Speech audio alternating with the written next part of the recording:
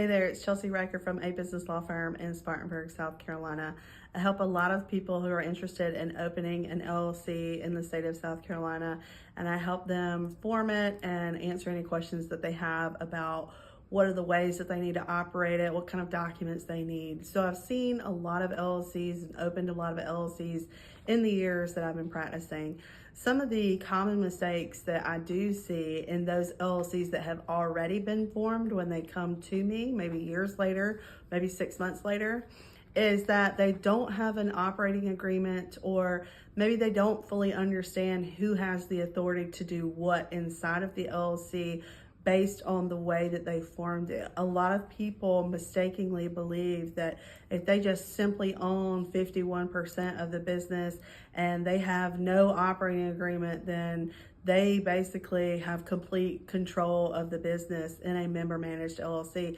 And that, frankly, depending on the circumstances, is just not correct. There are a lot of things that you want to make sure that you're putting in place so that the appropriate people do have the day-to-day control, or maybe that you want to make sure that everyone has day-to-day control. Some of the other mistakes is that you want to have someone who is like a silent partner, if you can call it, and that they don't want to have a lot of say-so, but they still want to be able to protect their investment. So having an operating agreement, making sure that your LLC is structured appropriately, whether it be member managed or manager managed,